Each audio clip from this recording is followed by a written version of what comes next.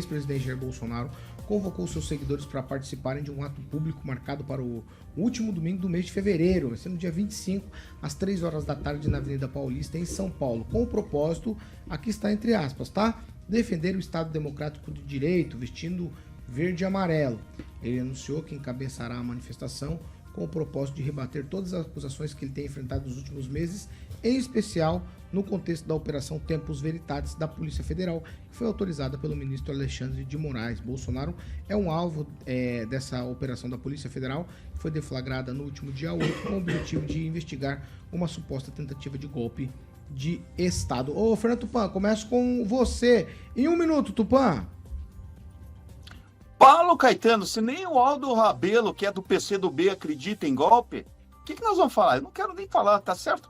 O Bolsonaro mesmo levar que golpe que filmaram, não existe isso. Golpe acontece na surdina como em 64, ninguém vê nada, entendeu? E o que estão fazendo com o Bolsonaro é uma tremenda de uma coisa que não é certa, sabe? Não conseguiram pegar corrupção e estão inventando uma narrativa que não vale a pena. E quero falar uma coisa, Paulo Caetano, a última. O PT estava falando em bandido, em pequenos assaltos para comprar cervejinha, e ontem, sabe quem foi assaltado, Paulo Caetano? A mãe do Zeca Dirceu. E ele foi para as redes reclamar da violência urbana.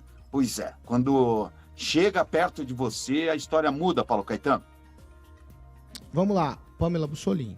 Ato para o dia 25 de fevereiro, convocado por Bolsonaro para fazer um contraponto a Tempus Veritatis.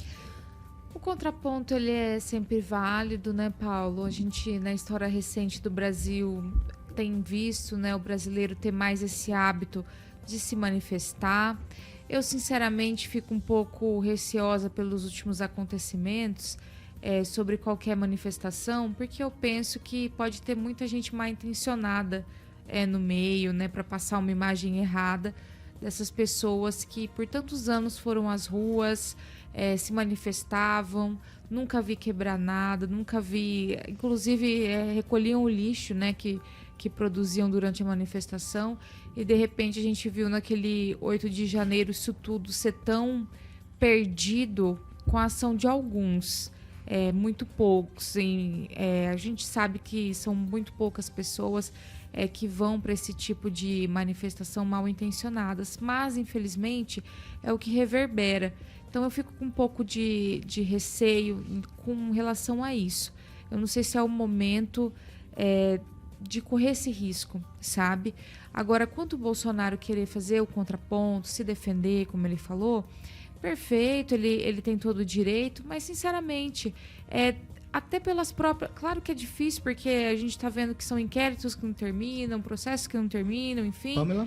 Mas é importante dizer também que a própria justiça anda chegando nas suas conclusões e deixando de lado essa politicagem. Há um exemplo do que está acontecendo com Anderson Torres, que o MPF já está pedindo o arquivamento do processo dele por total ausência de provas, né? Então, todo aquele oba-oba que é feito quando é feita aquelas buscas e tudo mais, e prende, deixa a pessoa lá 1 ano, mas e aí, o que você tem para condenar essa pessoa?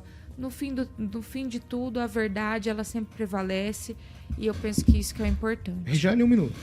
Bom, depois da fala da Pamela aqui, eu fico pensando no seguinte, essa incitação a você ir, ela é totalmente válida, assim, né? Todo protesto, sendo pacífico, ele é válido.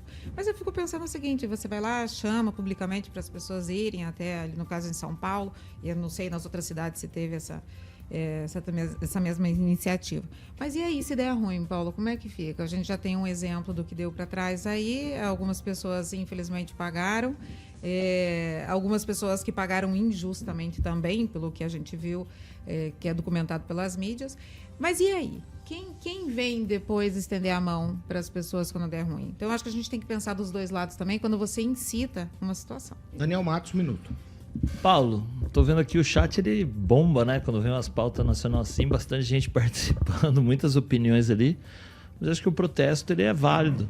O ex-presidente fez a convocação ali na rede social, até de forma pacífica, né? Sem levar cartazes com ofensas, para todo mundo estar vestindo verde e amarelo. E a gente torce para que não tenha nenhum problema. Acho que essa polarização que acontece no Brasil, eu sempre falo, não leva, o extremismo não leva a nada. Mas acho que o ex-presidente está no direito dele, ele é uma grande liderança, Não se pode desprezar nunca a força política que ele tem. E ele está ali, né, vem sendo massacrado nos últimos tempos ali na mídia, e ele vai atrair o povo dele, vai falar as justificativas dele, até porque estamos em ano eleitoral e a gente sabe que muita coisa passa agora nas eleições de prefeitos, vereadores. Ele tem interesse em fazer mais prefeitos, mais vereadores, para em 2026 aí sim, ele dificilmente terá condições de disputar a eleição. Se fosse hoje ele estaria fora, mas em quem ele indicar, ele ser esse cabo eleitoral que todo mundo quer da direita, né, da extrema direita. E acredito que essa polarização vai ocorrer por um longo tempo ainda no Brasil, Paulo.